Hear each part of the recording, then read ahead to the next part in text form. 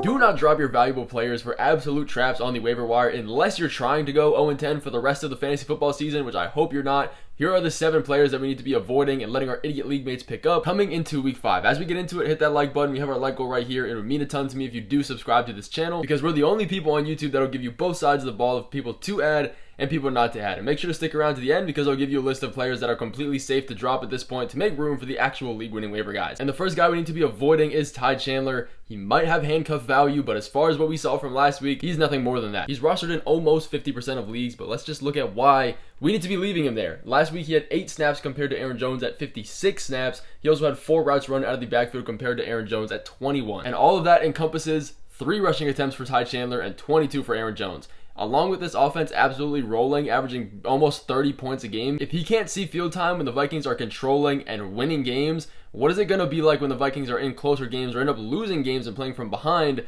when he's already not seeing any snaps behind Aaron Jones, running 5 times more routes out of the backfield than he is? Not to mention, his snap percentage is going down. He saw 35 in week 1, 2, and 3, and then when we get to week 4 last week, he saw a total 19% of the snaps. We also do not need to go out and get any of these Bengals tight ends. I know they've been a hot name because the tight end position is so bad this year, and they've been putting up decent fantasy points, but this tight end room is a complete committee. Easily the number 1 most tight ends involved in an offense out of the entire NFL so far this year. It's only going to get worse. If we look at these splits, Gesicki, he had some good weeks, a guy that everybody's been raving about for the past few. 22 snaps, 18 routes, and finished with 0.1 fantasy points. Keep going down the list. Eric All, 40 snaps, only 10 routes, and 6.8 fantasy points. And then we go to Drew Sample. He had 38 snaps, 6 routes run, 1 fantasy point. And it doesn't end there, because we also have Tanner Hudson coming off injury this week. In week 1, he had 20% of the snaps, 1.8 fantasy points. That was all before he got injured.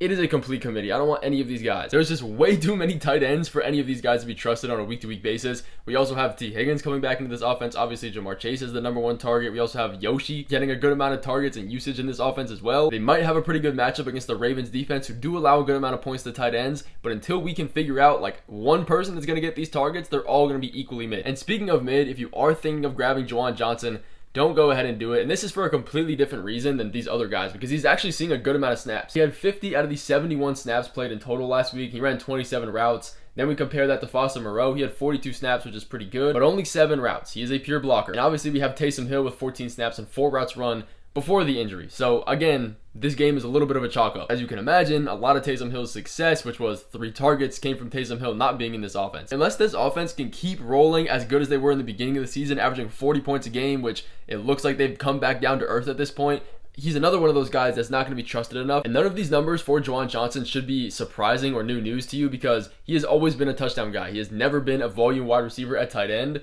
He had 13 receptions for 4 touchdowns in 2021, 42 receptions, 7 touchdowns in 2022. Then last year, 30 receptions for 4 touchdowns. There are just way better tight end options on the waiver wire, like Tucker Kraft, like even Cade Otton. If you guys do want more waiver wire ads that are actually good, make sure to go see the video that I posted yesterday about the top dominance waiver wire ads that will help you win this week, and many more to come. But moving into another running back we can completely leave for the rest of our league mates is Trey Benson. I know a good amount of us are holding him for the handcuff value behind James Conner, because he has a very lengthy injury history. And I do expect at some point Trey Benson to get a little bit more increased of a role in this offense with James Conner's injury history again, but it's not going to be anytime soon. If you look at last week, yes, it was a surprising game because the Commanders put 42 on the Cardinals and they lost by 30. The offense just was not moving. But looking at the numbers, James Conner had 18 carries. That's a usual. Only 58% of the snaps though, and 12 routes run out of the backfield. Now remember that, because you know who the number 2 is behind him? It was not Trey Benson. It was Amari DeMarcado. If you remember him from last year, he had 4 carries, 24% of the snaps, and 9 routes run out of the backfield. And if you want to know where Trey Benson was,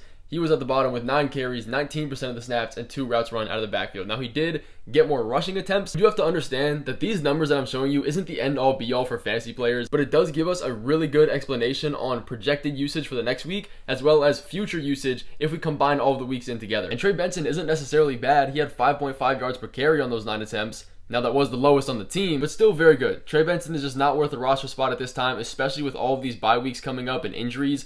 You can't necessarily plan on holding a handcuff like Trey Benson that does have other running back competition with Amari DeMarcado. Another lower level running back I'm going to cover very, very quickly in one breath, because this backfield has had a lot of talk recently with the injuries, is Isaac Guerendo. Yes, if you look at his snaps here, it has very slightly increased. not enough to give us any type of insight on him seeing a good amount of usage in the future. And with the way Jordan Mason is running, there's absolutely no reason they should be slowing him down. Last week, Jordan Mason had 75% of the snaps, 24 carries, 123 yards on the ground, as well as 17 routes run out of the backfield. And if you guys were here for the other videos last week, we were saying that the one thing we want to see from Jordan Mason is him getting involvement in the pass game. And that's exactly what he's been doing. Saw a season high in targets last week, and that's just been improving with his routes run. He also continues to average over 5 yards per carry through 4 weeks. All of this just to compare Isaac Guerendo at 8% of the snaps, 1 carry, 8 routes run out of the backfield. Now, if he were to ever get a little bit of a foothold on any type of usage, it would be the receiving game and work his way up from there. We've seen that with other running backs like Cam Akers. But Jordan Mason has only dropped 1 target out of the entire 4 weeks of the year. He's a pretty good receiving running back from what we've seen. He's going to be top 5 locked and loaded every single week. And Rashod Bateman is another guy that some people are getting a little bit of hype towards because of how bad this Ravens receiving core is. And I get it. You might think he's the guy to go to because we saw last week,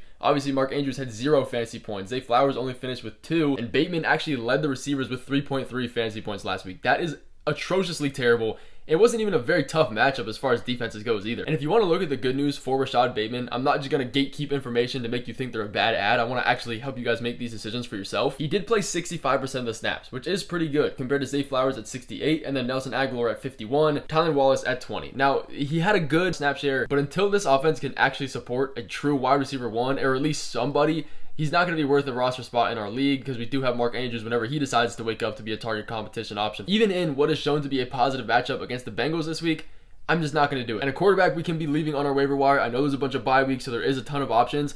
Get anybody but Aaron Rodgers. There's a whole bunch of good options like Justin Fields, Sam Darnold, Baker if he's still there. I completely doubt that he is. But Aaron Rodgers has not looked amazing as far as success goes. This Jets offense is not looking anywhere near the amount of wins that sportsbooks have projected them for in the beginning of the season. Granted, it was a really tough matchup against the Broncos with Patrick Surtain and a really tough defensive line at this point in the season. But we saw last week what the possibility is for Aaron Rodgers. He can have 42 pass attempts and have over 300 yards. If he doesn't pass for a touchdown, though, he's going to be an absolute bust every single week. It doesn't matter because he doesn't have rushing upside. He does not run the ball. It's negative rushing upside for Aaron Rodgers. He's 40 years old. He's not necessarily on the climb. There's no upside for him. It's just the passing touchdowns. And when you have Breece Hall and you have Braylon Allen coming into their own, when you're in the red zone, you're going to expect the Jets to lean a little bit on that. Now, he does still have Garrett Wilson. Mike has been improving a little bit. Alan Lazard, he brought with him from the Packers. It's just too risky because even if he scores 1 passing touchdown, it's not going to be enough to make you super excited about your fantasy team. And as promised, here's a list of guys that are rostered in a good amount of leagues, but are completely safe to drop at this point, for the guys that are actually league winners. Now, if you do want to see that video, I just posted one about the actual week winners and league winners from the waiver wire. Go ahead and check that out after this. And if you're wondering, no, Mark Andrews is not on this must-drop list. I'm still giving him a little bit of hope, even if his snaps have been decreasing and he saw 0 targets completely last week. But if you're holding Blake Corum, just get rid of it. Don't worry about it anymore. Just get the thought out of your mind because we look at the numbers from last week. Not a single snap. Not a sniff of the NFL turf. Let's look at the usage. Kyren Williams, 79% of the snaps, 20 routes run out of the backfield, 19 carries. All usual numbers. But guess who the number 2 RB was? Ronnie Rivers. The only other running back to touch the field was Ronnie Rivers. He had 13 snaps, 2 routes run, and 6 carries on the day. Now, that's not something to write home about, but if he's getting snaps over Blake Corum, not even 1 play, that's a little bit risky. And at this point in the year, if Kyren gets injured, I don't even know if he's going to be a viable guy because you're going to have Ronnie Rivers, possibly some other running backs in this backfield as well. When you have no Puka, when you have no Cooper Kupp. Puka, by the way, has been projected to miss another month on top of this, so he's not coming back anytime soon. Their offensive line is also just as good as a wet bag of chips because they're injured as well. Another running back that we can drop that's rostered in over 60% of leagues is Zeke. If we look at his snap percentage, it's been decreasing every single week. 51% of the snaps in week 1, 40% of the snaps in week 2, then 19 and 18 in week 3 and 4. Now, to be fair, the Cowboys have had the number 1 toughest schedule for running backs through the first couple weeks until their bye week in week 7. But Rico Dowdle has been increasing his snaps or steady around his 45% snap share, seeing a good amount of touches compared to what this Dallas backfield actually is because they're not already a very run-heavy team in general. But you have Rico getting more snaps, being more efficient at 4 yards per carry with Zeke at 3.1. He's younger than Zeke. He's only 10 pounds lighter than he is. They're the same height, so